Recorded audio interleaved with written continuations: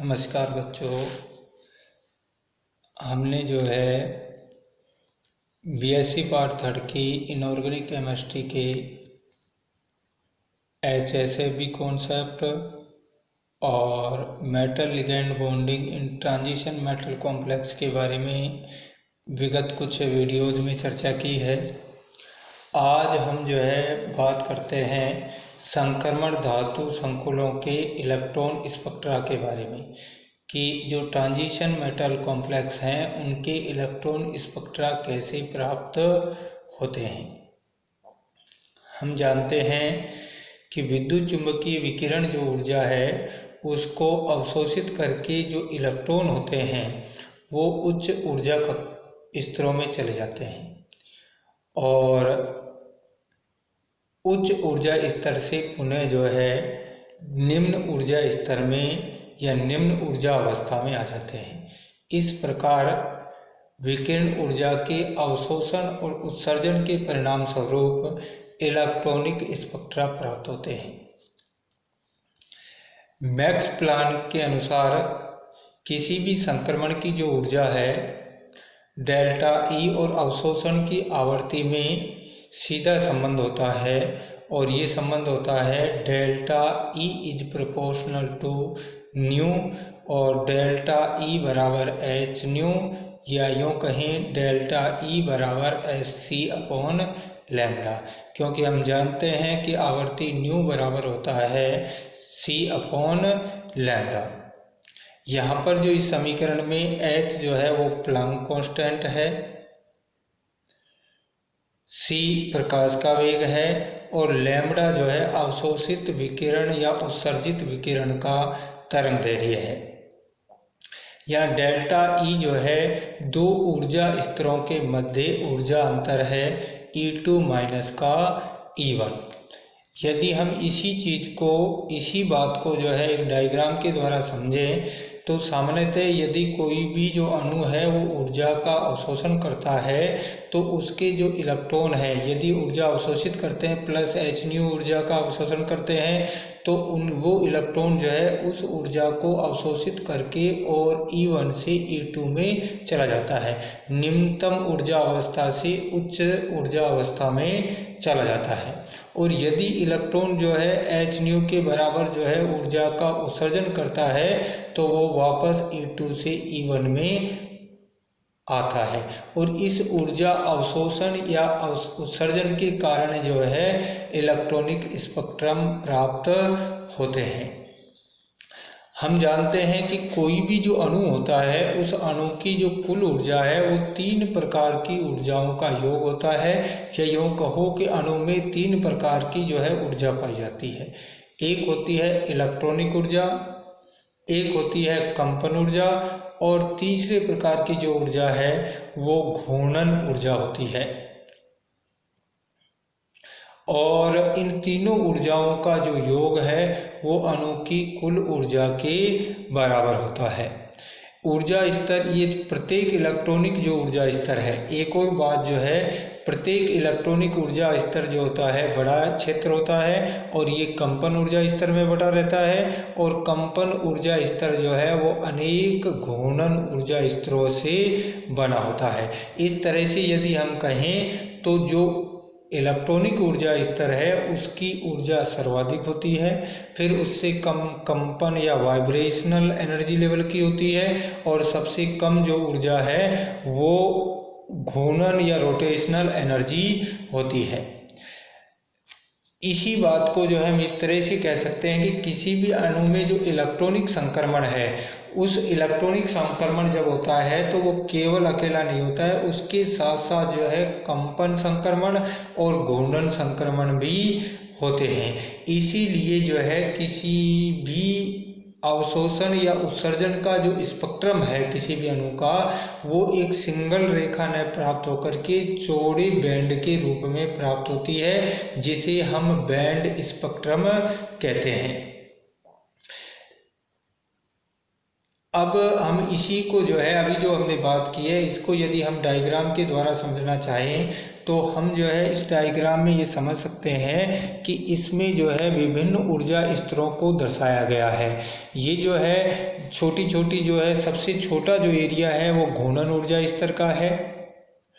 ये जो है उससे बड़ा जो एरिया है, बड़ी जो लाइन है वो आपकी कंपन ऊर्जा स्तर है। और ये जो है बड़ी 2-3 लाइनें मिलकर के और ये जो एरिया है ये आपका इलेक्ट्रॉनिक ऊर्जा स्तर है। प्रत्येक जो इलेक्ट्रॉनिक इस आरेख में जो है हम देख पा रहे हैं कि प्रत्येक इलेक्ट्रॉनिक जो ऊर्जा स्तर है वो 3 जो है भागों में बटा हुआ है, 2 भागों में जो है बटा हुआ है कंपन ऊर्जा स्तरों में, और प्रत्येक कंपन ऊर्जा जो है वो घूर्णन ऊर्जा स्तरों में बटा हुआ है।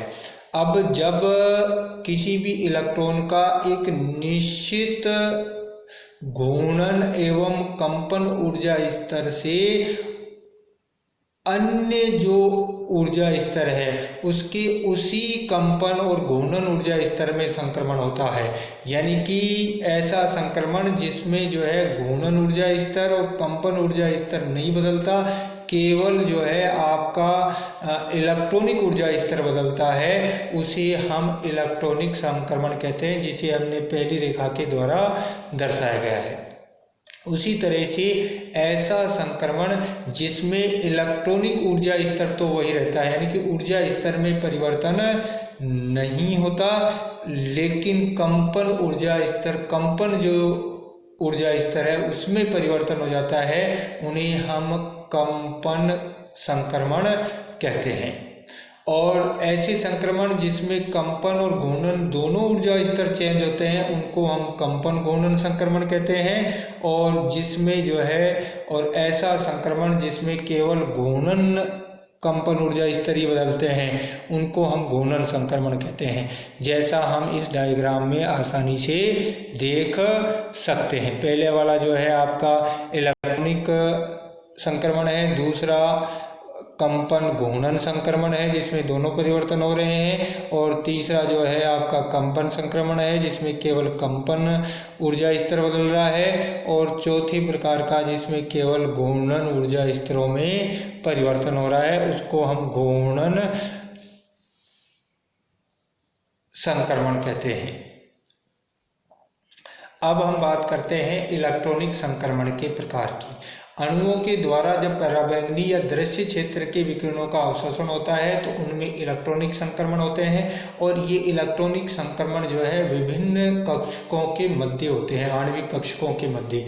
ये आणविक कक्षक क्या होते हैं हम अच्छी तरह से जानते हैं, हमने जो है पढ़ा है मॉलिक्यूलर ऑर्बिटल थ्योरी में कि जब 2 परमाणु कक्षक आपस में मिलते हैं तो मिलने से 2 नए आणविक कक्षक बनते हैं।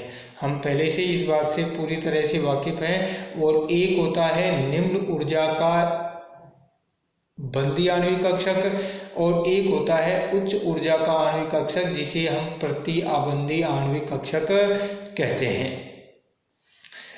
कुछ कक्षक ऐसे होते हैं जो बंध बनाने में भाग नहीं लेते हैं, ऐसे कक्षकों को हम जो है आबंधी आणविक कक्षक कहते हैं, जिन्हें हम n के द्वारा व्यक्त करते हैं। और इनमें यदि ऊर्जा की बात करें तो हम जानते हैं कि जो बंदी आणविक कक्षक हैं उनकी ऊर्जा कम होती है, उससे अधिक जो है आपके अबंधी आणविक कक्षकों की होती है, जबकि विपरीत बंदी आणविक कक्षकों की ऊर्जा अधिक होती है। और इनमें संक्रमण की बात करें तो ये जो संक्रमण है वो जैसा आरेख में हम देख रहे हैं सिग्मा से और सिग्मा स्टार के मध्य हो सकता है। सिग्मा से इलेक्ट्रॉन जो है सिग्मा स्टार में जाए, पाई से पाई स्टार में संक्रमण हो सकता है, एन से पाई सिग्मा स्टार और एन से पाई स्टार। यानी कि इस आरेख को जब हम देखते हैं तो हमें पता लगता है कि कुल जो है 4 प्रकार के संक्रमण जो है हमें इसमें दिखाई दे रहे हैं। एक है आपका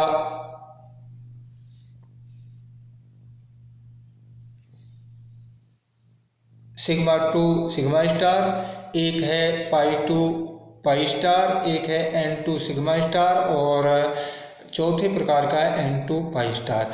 जब हम इस आरेख को ध्यान से देखते हैं तो हमें जो है इसकी ऊर्जा के बारे में भी पता लगता है कि किस संक्रमण के लिए जो है कितनी ऊर्जा की आवश्यकता होगी।